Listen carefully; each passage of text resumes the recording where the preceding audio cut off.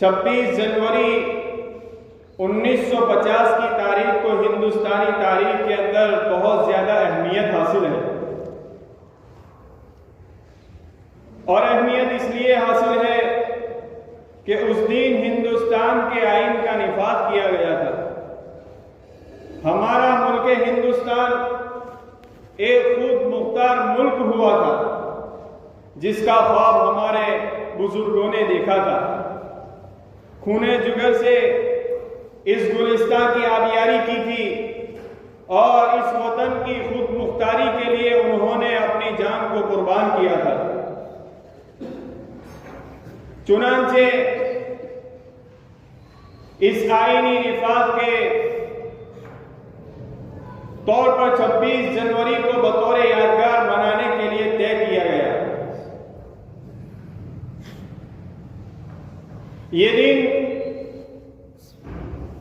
ہندوستان کی آزادی اور آئینی نفاذ کی حقیقی روح کی نمائندگی کرتا ہے۔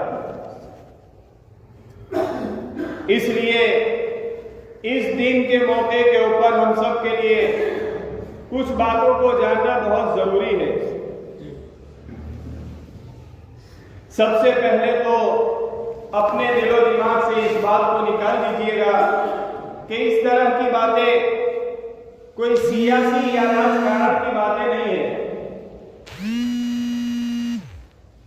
بلکہ ہمارے اکابرین کی وہ قربانیاں ہیں جو انہوں نے جنگ آزادی کے موقع کے اوپر دی تھی۔ اگر ہمارے بزرگ اور ہمارے اکابرین جنگ آزادی کے موقع کے اوپر قربانی نہ دیتے تو آج اللہ کے گھر میں بیٹھ کر خدا پاک کی قسم کھا کر یہ بات کہی جا سکتی ہے کہ ملک ہندوستان کے اندر آج مسلمان نہ ہوتے۔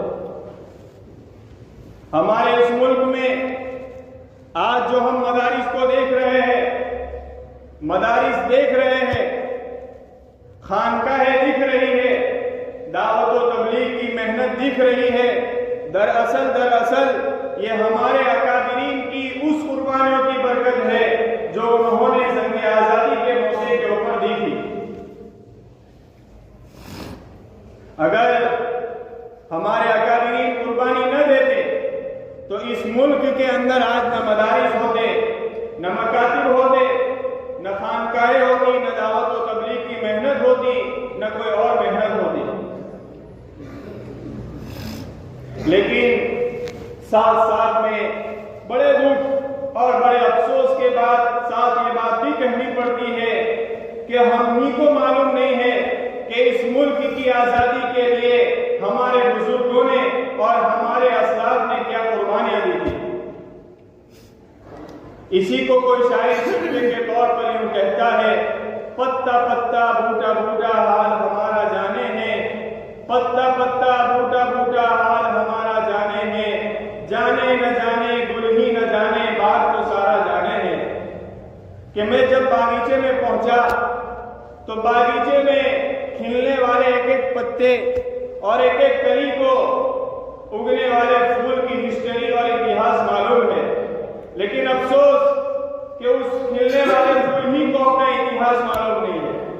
ہندوستان کے باغیچے کے پھول ہم مسلمانوں کو ہی معلوم نہیں ہے کہ جنگ آزادی کے موقع کے اوپر ہمارے اسلاف نے کیا قربانیاں دی تھی۔ اس لیے آج میں اس موقع کے اوپر مناسب سمجھتا ہوں کہ بہت ہی مختصراً اور بطور ہائی لائٹس کے آپ لوگوں کے سامنے جنگ آزادی میں ہمارے اکابرین نے جو قربانیاں دی ہیں اس کو مختصر آپ کے سامنے عرض کر دوں۔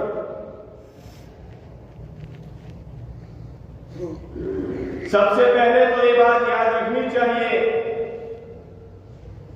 کہ 800 سے لے کر 1000 سال تک اس ملک کے اوپر مسلمانوں نے حکومت کی ہے، جس کے اندر تغلق خاندان کے لوگ بھی آئے، لودھی خاندان کے لوگ بھی آئے، اور اخیر کے اندر مغل خاندان کے لوگوں نے اس ملک کے اوپر حکومت کی ہے۔ اس کے بعد یہ حکومت ہمارے ہاتھوں سے نکل کر چلی گئی۔ اب یہ حکومت کیسے گئی اس کی بھی ایک بہت کڑوی داستان ہے. بس اتنا سا سمجھ لیجئے کہ جس وقت تک ہم اس ملک کے اوپر حکومت کرنے کے اہل تھے اللہ نے حکومت ہمارے حوالے کی تھی، اور جب ہم نالائق اور نااہل ہو گئے اللہ نے ہم سے حکومت کو چھین لیا. اور آج بھی اللہ کا قرآن پاک کے اندر اس بات کا اعلان ہے کہ ان الارض یرثها عبادی الصالحون. اللہ پھر جب کہیں کسی موقع کے اوپر ہمارے اندر اہمیت دیکھیں گے دوبارہ اللہ حکومت ہمارے حوالے کر دیں گے.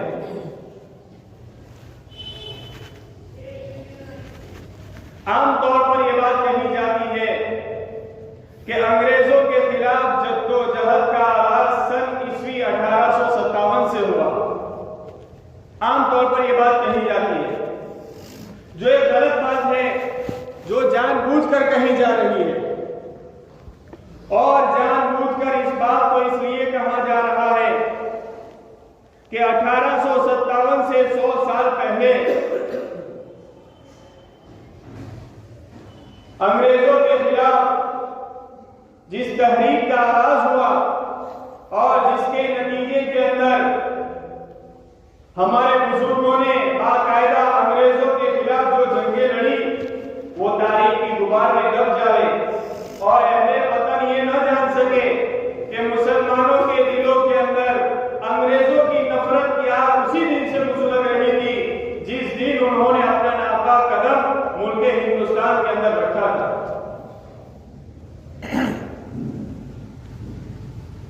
یہ جان ہی نہ سکے.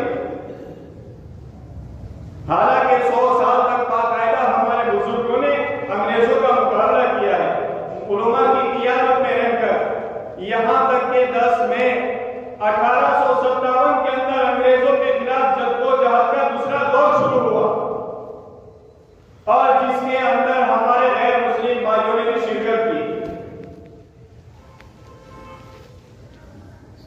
چنانچہ سب سے پہلا شخص جس نے انگریزوں کے فتوے کو محسوس کیا اور ان کے بڑھتے ناپاک قدم کو روکنے کے لیے پالاسی کے میدان میں جناب سراج الدولہ نے انگریزوں کا مقابلہ کیا. لیکن افسوس سے کہنا پڑتا ہے کچھ اپنوں کی غداری کی وجہ سے جناب سراج الدولہ کو پالاسی کے میدان میں ہارنا پڑا. میر جعفر، میر صادق جیسے کچھ اپنے ہی غدار تھے جن کی وجہ سے جناب سراج الدولہ کو پالاسی کے میدان میں انگریزوں کے خلاف ہار ہوئی. انعام کے طور پر میر جعفر کو برسر اقتدار ملا، لیکن وہ بھی برسر اقتدار کے اوپر زیادہ دیر نہ رہ سکا اور اس کو معزول کر دیا گیا. اس کے بعد اس کا داماد میر قاسم برسر اقتدار کے اوپر آیا، لیکن وہ بھی انگریزوں کی مخالفت کی وجہ سے زیادہ دیر قابض نہ رہ سکا اور اس کو بھی الگ کر دیا گیا. یہاں تک کہ انگریز بہار اور بنگال کے اوپر قبضہ کر چکے. جناب سراج الدولہ کی شکست کے بعد انگریزوں کی ہمت اور بڑھ گئی اور انہوں نے اپنے قدم آگے بڑھائے. چنانچہ سلطنت میسور جس کو حکومت خدا داد کہا جاتا ہے، یعنی خدا کی دی ہوئی حکومت، جن کے بادشاہ حضرت ٹیپو سلطان شہید رحمۃ اللہ علیہ ہیں، جن کے تذکرے کے بغیر تو جنگ آزادی کی تاریخ نامکمل اور ادھوری ہے.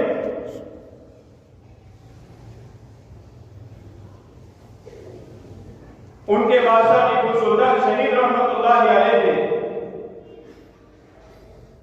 مفکر اسلام حضرت مولانا حسین احمد مدنی نے اپنے مکتوبات کے اندر لکھا ہے کہ ٹیپو سلطان شہید رحمۃ اللہ علیہ اپنے وقت کے کتب اور ابدال کے امام تھے. شاید آپ نے ان کی تصویر اتہاس کی کتابوں میں دیکھی ہوگی. ان کی داڑھی کے بغیر تصویریں ہیں یا ان کی غلط تصویریں. ٹیپو سلطان شہید رحمۃ اللہ علیہ اللہ کے وہ بندے اور وہ اللہ کے وہ ولی ہیں جن کی بالغ ہونے کے بعد فرض نماز کی بات تو بہت دور کی رہی، کبھی تہجد کی نماز بھی نہیں چھوٹی، کبھی تہجد نہیں چھوٹی. مبلغ اسلام حضرت مولانا ابوالحسن علی میاں ندوی نے لکھا ہے کہ سب سے پہلا انسان جس نے انگریزوں کے خطرے کو محسوس کیا وہ میسور کا بلند ہمت اور غیور فرما بردار ٹیپو سلطان شہید رحمت اللہ علیہ ہے، جنہوں نے اپنی بالغ نظری اور غیر معمولی ذہانت سے اس خطرے کو محسوس کیا کہ اگر انگریز اسی طرح ایک صوبے کے اوپر قبضہ کرتے رہے اور کوئی منظم طاقت ان کے مقابلے کے لیے کھڑی نہیں ہوئی، ایک دن وہ وقت آئے گا کہ پورا ملک ان انگریزوں کا غلام بن جائے گا اور انگریزوں کے قبضے میں آ جائے گا۔ چنانچہ حضرت ٹیپو سلطان شہید رحمت اللہ علیہ نے اپنی پوری طاقت کے ساتھ اور پوری تیاری کے ساتھ فوجی تیاری اور ساز و سامان کے ساتھ انگریزوں کا مقابلہ کیا۔ ٹیپو سلطان شہید رحمت اللہ علیہ سن عیسوی 1872 کے اندر حکمران بنے۔ 1782 کے اندر آپ حکمران بنے۔ 1783 کے اندر آپ نے انگریزوں کے خلاف جنگ کی اور یہ سب سے پہلی جنگ تھی جو انگریزوں کے خلاف ٹیپو سلطان نے کری، اور 1784 کے اندر یہ جنگ ختم ہوئی۔ ان کے اندر انگریزوں کو شکست ہوئی۔ انگریز بے چین تھے، بے قرار تھے، اپنی شکست کا انتقام لینا چاہتے تھے۔ چنانچہ انہوں نے 1792 کے آس پاس انہوں نے ٹیپو سلطان شہید رحمت اللہ علیہ کا مقابلہ کیا سری لنکا پٹم کے میدان میں۔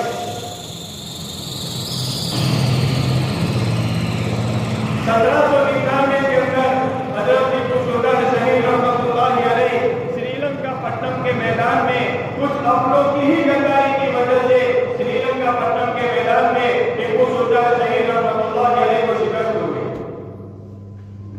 اپنوں کی غداری کی وجہ سے۔ اور آج بھی امت کو اپنوں کی غداری کی وجہ سے جتنا نقصان ہو رہا ہے کسی غیر سے اتنا نقصان نہیں ہو رہا۔ حضرت مولانا یوسف صاحب فرمایا کرتے تھے اس ملک کی کھیتی کو سب سے پہلے اپنوں نے کاٹا ہے اور کٹی کٹائی ہوئی کھیتی کو غیروں نے کاٹا ہے۔ آج بھی امت کو سب سے زیادہ نقصان اپنوں سے ہو رہا ہے۔ چنانچہ ٹیپو سلطان شہید رحمت اللہ علیہ شہید ہوئے، اللہ تبارک و تعالیٰ نے ان کے چہرے کے اوپر ایسا خوف ڈال دیا تھا، 3 دن ہو گئے کسی انگریز کی ہمت نہیں ہوتی تھی کہ ٹیپو سلطان شہید رحمت اللہ علیہ کی لاش کے پاس جائے، ایسا خوف دیا تھا اللہ نے۔ اور حضرت سری لنکا پٹم کے میدان میں کبھی نہ ہارتے، اس لیے کہ اللہ کے ساتھ تعلق مضبوط تھا، اللہ کے نیک ولی تھے۔ کتابوں کے اندر لکھا ہے کہ سری لنکا پٹم کے میدان میں ٹیپو سلطان شہید ہوئے، اس دن بھی آپ نے تہجد کی نماز پڑھی ہے، فجر کی نماز پڑھی ہے، قرآن پاک کی تلاوت کی ہے اور آپ نے اشراق کی نماز پڑھی ہے۔ آپ نہ ہارتے، لیکن کچھ اپنے غدار تھے، اس کی وجہ سے سری لنکا پٹم کے میدان میں ٹیپو سلطان کو شکست ہوگی۔ تاریخ کے اندر ان کا آج بھی وہ جملہ موجود ہے، گیدڑ کی 100 برس کی زندگی سے شیر کی 1 دن کی زندگی بہتر ہے۔ چنانچہ 3 دن کے بعد جنرل ہارس جو انگریزوں کا لیڈر ہے وہ ٹیپو سلطان شہید رحمت اللہ علیہ کی لاش کے پاس گیا، اس نے دیکھا کہ ٹیپو شہید ہو گئے ہیں۔ اس وقت اس نے اپنا جھنڈا جس کو یونین جیک کہا جاتا ہے وہاں پر گاڑا اور اس نے اعلان کیا کہ آج سے ہندوستان ہمارا ہے۔ ٹیپو سلطان کی شہادت کے بعد انگریزوں کی ہمت اور بڑھ گئی، انہوں نے دہلی کا رخ کیا۔ 1803 کے اندر دہلی کے لیے روانہ ہوئے اور 1803 کے اندر بادشاہ شاہ عالم سے زبردستی دہلی کے اندر یہ عہد نامہ لکھوایا کہ مخلوق خدا کی ملک بادشاہ کا اور حکم ایسٹ انڈیا کمپنی کا، حکم ہمارا چلے گا، ہماری کمپنی کا۔ یہ صلح نامہ زبردستی لکھوایا گیا۔ جب یہ حالت ہندوستان کی شاہ عبدالعزیز محدث دہلوی نے دیکھی، حضرت بیتاب ہو گئے، بے چین ہو گئے اور حضرت نے ہندوستان والوں کو للکار کر کہا، اے ہندوستان والوں، تم غفلت کی نیند سو رہے ہو اور ہندوستان انگریزوں کا ہو چکا ہے، اس کو آزاد کرانا ہم سب کا قومی فریضہ ہے اور ماترو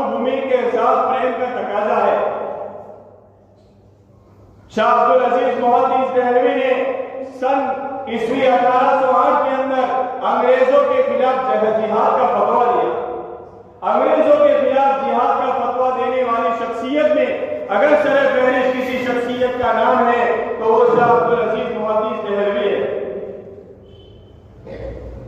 1824 کے اندر حضرت کا انتقال ہوا اور اس کی کمان شاہ اسحاق صاحب نے سنبھالی۔ حضرت لڑتے لڑتے اپنے دوستوں کے ساتھ پنجاب کے بالاکوٹ میدان میں شہید ہو گئے۔ اس کے بعد 1857 کے اندر ایک اور انگریزوں کے خلاف جنگ ہوئی جس کو ہم مسلمان بیپلو کہتے ہیں، اور انگریز اس کو بغاوت اور غدر سے نام سے یاد کرتے ہیں۔ یہ بہت ہی خطرناک جنگ ہوئی انگریزوں کے خلاف، اور اس موقع کے اوپر انگریزوں نے مسلمانوں کے اوپر جو ظلم کیے ہیں اس کو بیان کرنا ممکن نہیں ہے۔ ایسے انگریزوں نے مسلمانوں کے اوپر ظلم کیے ہیں۔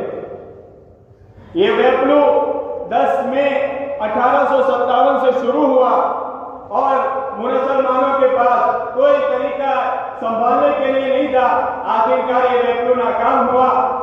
20 دسمبر 1857 میں یہ ویپلو ناکام ہوا، اور اس ناکامی کے اوپر ملک کے جو حالات بنے اس کو بیان نہیں کیا جا سکتا۔ اسی دوران 20 دسمبر کی تاریخ 1857 کے اندر بہادر شاہ ظفر کو پکڑ کر قید کر لیا گیا اور ان کو جیل کے اندر ڈال دیا گیا، اور ان کے بیٹے جن کو پرنس کہا جاتا ہے، بادشاہ کے بیٹے بہادر شاہ ظفر کے نوجوان بیٹوں کو پکڑ کر ان کے سر کو قلم کیا، ان کے سر کو قتل کیا، اور وہ خون اور وہ سر جو خون سے آلودہ تھا اس کو ایک کھنچے کے اندر، ایک ڈبہ کے اندر رکھا گیا، اور جب صبح ہوئی اور اس کھنچے کے اوپر اور ان کے سر کے اوپر بہترین کپڑے کو ڈال دیا گیا۔ جب دوسرے دن صبح ہوئی، بہادر شاہ ظفر کے پاس انگریز اس کھنچے کو اور اس پلیٹ کو لے کر پہنچے جن کے اندر ان کے نوجوان لڑکوں کی کھوپڑیاں رکھی ہوئی تھی، اور حضرت کے پاس پیش کی اور کہا کہ بہادر شاہ ظفر یہ صبح کا تمہارا ناشتہ آیا ہے۔ بہادر شاہ ظفر تو یہی سمجھے کہ یہ میرے صبح کا ناشتہ ہے۔ جب انہوں نے وہ کپڑا ہٹایا، اپنے 3 نوجوان بیٹوں کی کھوپڑیاں اس پلیٹ کے اندر رکھی ہوئی تھی۔ بہادر شاہ ظفر یہ دیکھ کر ان کی آنکھوں میں آنسو نہیں آئے اور وہ گھبرائے نہیں، بلکہ انہوں نے یہ کہا کہ تیموری شہزادوں کی یہی شان ہوتی ہے کہ وہ اپنے بڑوں کے سامنے سرخرو ہو کر آیا کرتا ہے۔ اچھا ہوا میرے بیٹے شہید ہو گئے، لیکن انہوں نے انگریزوں کی غلامی نہیں کی۔ اس کے بعد بہادر شاہ ظفر نے نعرہ تکبیر بلند کیا، پھر وہاں سے بہادر شاہ ظفر کو رنگوں کی جیل کے اندر لے گئے، اور رنگوں کی جیل کے اندر زندگی کے آخری لمحات اسی رنگوں کی جیل کے اندر بہادر شاہ ظفر نے گزارے۔ وہیں پر ان کا انتقال ہوا اور وہیں پر ان کو دفن کر دیا گیا۔ بہادر شاہ ظفر کی قبر آج بھی رنگوں کی جیل کے اندر موجود ہے، اور اسی وقت سے ان کا یہ شعر مشہور ہو گیا، کتنا بد نصیب ہے ظفر دفن کے لیے، کتنا بد نصیب ہے ظفر دفن کے لیے، 2 گز زمین نہ مل سکی کوئی یار میں۔ اس کے بعد غالباً 1930 کے اندر انگریزوں نے بعض آزادی کے مجاہدین کو رنگوں کی جیل کے اندر ڈالا تھا۔ اس کے اندر ہمارے انڈیا کے سب سے پہلے prime minister mister Jawahar Lal Nehru, ان کو بھی اس کے اندر رکھا گیا تھا رنگوں کی جیل کے اندر۔ جب انہوں نے پنڈت جی نے جب وہاں اندر دیکھا کہ مغل بادشاہ کی یعنی بہادر شاہ ظفر کی قبر رنگوں کی جیل کے اندر ہے، اسی وقت انہوں نے نیت کی تھی، اور بہادر شاہ ظفر کی قبر کے پاس کھڑے ہو کر انہوں نے یہ عہد کیا تھا کہ اگر یہ ملک آزاد ہو گیا تو سب سے پہلا کام میں یہ کروں گا کہ یہاں رنگوں کی جیل سے بہادر شاہ ظفر کی قبر کو نکال کر میں دہلی کے اندر لال قلعے کے اندر ان کو دفن کروں گا۔ چنانچہ ایک موقع آیا، ملک آزاد ہوا، سب سے پہلے پرائم منسٹر بنے، انہوں نے پارلیمنٹ کے اندر سب سے پہلے بات یہ کہی کہ میں نے بہادر شاہ ظفر کی قبر کے پاس یہ نیت کی تھی، میں یہ چاہتا ہوں کہ ان کی قبر کو رنگوں کی جیل سے ہٹا کر دہلی کے اندر لال قلعے کے اندر ان کو دفن کر دیا جائے۔ پارلیمنٹ کے اندر جتنے بھی لوگ تھے انہوں نے ان کی آواز کے اوپر لبیک کہا، لیکن اس موقع کے اوپر وزیر تعلیمات مولانا آزاد اور منبر آف پارلیمنٹ ملت مجاہد ملت حضرت مولانا حفظ الرحمان سہاروی کے جب ان کو یہ بات معلوم ہوئی تو انہوں نے کہا کہ آپ نے پارلیمنٹ کے اندر تو یہ قانون پاس کروا لیا، لیکن ذرا آپ مذہب کے اعتبار سے بھی فتویٰ پوچھ لیجئے کہ کیا اس طرح اس قبر کو ایک جگہ سے دوسری جگہ منتقل کرنا جائز ہے کہ جائز نہیں۔ چنانچہ اس وقت جواہر لال نہرو نے دارالعلوم دیوبند اور مذاہب العلوم کے اندر اس کا فتویٰ پوچھا، آج بھی وہ فتویٰ موجود ہے، اور فتوے کا جواب یہ آیا کہ رنگوں کی جیل ہی کے اندر بہادر شاہ ظفر کی قبر کو رکھا جائے گا، اس طرح ایک جگہ سے دوسری جگہ قبر کو منتقل کرنا یہ جائز اور درست نہیں ہے۔ چنانچہ اس وقت انہوں نے اس فتوے کا احترام کیا اور رنگوں کی جیل کے اندر بہادر شاہ ظفر کی قبر کو رکھا گیا۔ آج بھی رنگوں کی جیل کے اندر بہادر شاہ ظفر کی قبر موجود ہے۔ 1857 میں جب یہ محفل ناکام ہوا، ملک کے ایسے حالات بنے اس کو بیان نہیں کیا جا سکتا۔ میرٹھ سے لے کر دہلی تک راستے کے اندر جتنے بھی درخت تھے ان سارے درختوں کے اوپر پھانسی کے پھندے لٹکائے گئے، اور جتنے بھی مجاہدین آزادی تھی ایک ایک کو پکڑ کر ہاتھی کے اوپر بٹھاتے تھے اور بٹھا کر پھر اس پھندے کو ان کے گلے کے اندر ڈال دیا جاتا تھا اور ہاتھی کو دوڑا لیا جاتا تھا۔ وہ مجاہدین آزادی اسی کے اوپر لٹک کر اپنی جان کو قربان کر دیتا تھا۔ میں نہیں بلکہ انگریز تاریخ لکھنے والے نے اپنی بک کے اندر اس بات کو لکھا ہے کہ 1857 کے اندر ہم نے مسلمانوں کے اوپر جو ظلم کیے ہیں ہم اس کو بیان نہیں کر سکتے۔ 27,000 علماء کرام اور مفتیان کرام کو ہم نے پھانسی کے پھندوں کے اوپر لٹکایا ہے، یہ انگریز کہتا ہے۔ آگے چل کر میوارام گپتا جو انگریز رائٹر ہے وہ خود اپنی بک کے اندر یہ بات لکھتا ہے کہ 1857 نے ہم نے مسلمانوں کے اوپر بے حد ظلم کیے ہیں۔ وہ لکھتا ہے کہ ہم نے 5 لاکھ مسلمانوں کو پھانسی کے پھندے کے اوپر لٹکایا ہے۔ ملک کے ایسے حالات بنے، مسلمانوں نے اور ہمارے بزرگوں نے ملک کی آزادی کے لیے ایسی قربانیاں دی۔ چنانچہ جب یہ حالات بنے پورے ملک کے اندر ایک سناٹا چھایا ہوا تھا، سب مایوس ہو چکے تھے، کسی کی ہمت نہیں ہوتی تھی کہ انگریز کی طرف آنکھ اٹھا کر دیکھے، کسی کی ہمت نہیں تھی۔ ایسے موقع کے اوپر ہمارے بزرگ جن کی بزرگی کے اوپر ہمیں فخر ہے اور جن کی بزرگی کے اوپر ہمیں ناز ہے، حضرت مولانا قاسم نانوتوی رحمت اللہ علیہ، حضرت مولانا رشید احمد گنگوہی رحمت اللہ علیہ نے مشورہ کر کے دارالعلوم دیوبند کی بنیاد رکھی، اور دارالعلوم دیوبند کی بنیاد اسی لیے رکھی، اور آج بھی دارالعلوم دیوبند کے ضابطے کے اندر اور ان کے اندر یہ بات لکھی ہوئی ہے کہ ہم اس مدرسے کی بنیاد اس لیے رکھتے ہیں تاکہ ہم اس ملک کو انگریزوں کی غلامی سے آزاد کرائے، انگریزوں کے ظلم سے اس ملک کو آزاد کرائے۔ چنانچہ اس مدرسے کے سب سے پہلے اسٹوڈنٹ اور سب سے پہلے طالب علم حضرت مولانا محمود حسن دیوبندی، جن کو آنکھیں جل کر شیخ الہند کا لقب ملا، وہ تھے۔ انہوں نے انگریزوں کے خلاف ایک تحریک چلائی جس کے نتیجے میں حضرت کو مالٹا کی جیل کے اندر لے جایا گیا اور حضرت کو 3 سال 1 مہینے تک اس مالٹا کی جیل کے اندر بند کر دیا گیا۔ حضرت بہت گورے تھے، جب انتقال ہوا غسل دینے والے نے کپڑے اتارے تو حضرت کی پیٹھ دیکھ کر غسل والے رو دیے، اور انہوں نے غسل دینے والے نے کہا کہ کسی سے پوچھو کہ حضرت کی یہ پیٹھ لال اور کالی کیوں ہے۔ چنانچہ ان کے مالٹا کے ساتھی حضرت مولانا حسین احمد مدنی سے اس کا تذکرہ ہوا، حضرت سے پوچھا گیا کہ حضرت کی پیٹھ لال اور کالی کیوں ہے۔ حضرت نے فرمایا، حضرت کی آنکھوں میں آنسو آ گئے۔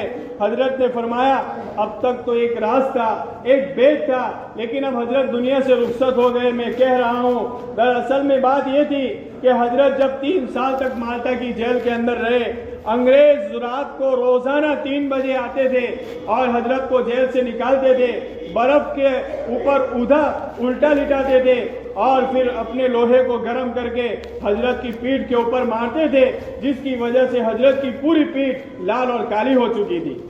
اسی بنیاد کے اوپر حضرت کمزور ہو گئے تھے۔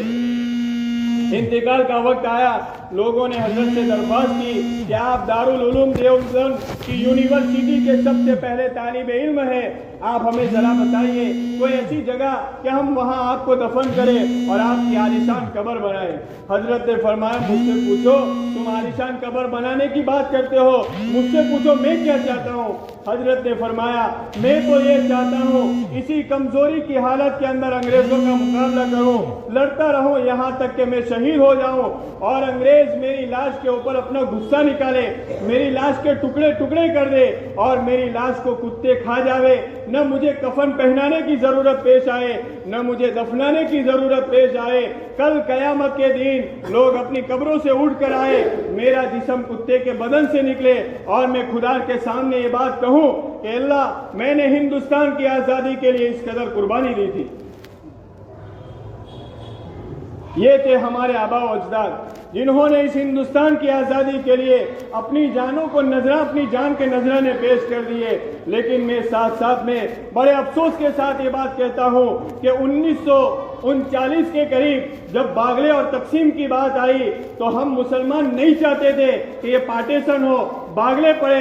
पाकिस्तान हमने नहीं मांगा था, पाकिस्तान के हम मुखालिफ थे कि हम तो इस मुल्क के अंदर रहना चाहते हैं, सारे आपस के अंदर मिलकर इस हिंदुस्तान के अंदर ही रहे।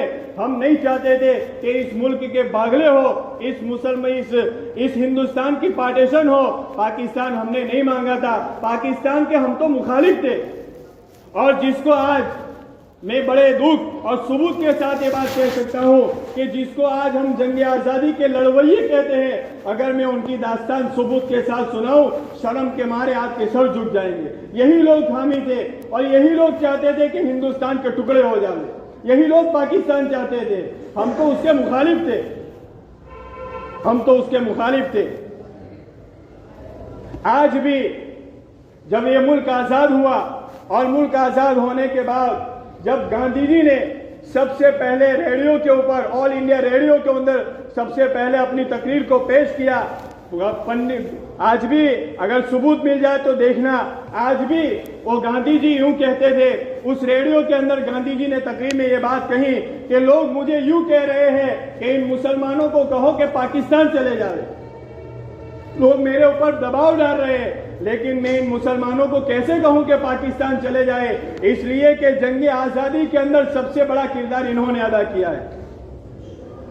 पूरा हिंदुस्तान गफलत की नींद सो रहा था, उसके हिंदुस्तान को जगाने वाले मौलाना महमूद हसन देवबंदी है। सबसे पहले मुजाहिदे मिल्लत हजरत मौलाना हिफ्जुर रहमान सिहारवी ने इस जंग आज़ादी के अंदर एक बहुत बड़ा रोल अदा किया है। मैं इन मुसलमानों को किस मुंह से कहूं कि तुम पाकिस्तान चले जाओ। इन मुसलमानों ने जंग आज़ादी के लिए 10-10 और 15-15 साल जेलों के अंदर काटी है।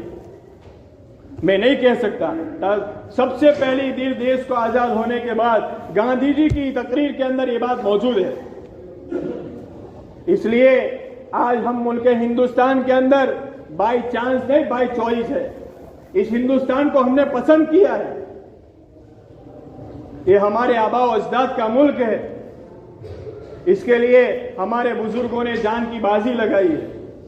इसलिए मेरे भाइयों, ये हमारे अकाबिरीन ने जंग आज़ादी के मौके के ऊपर ये कुर्बानियां पेश की थी।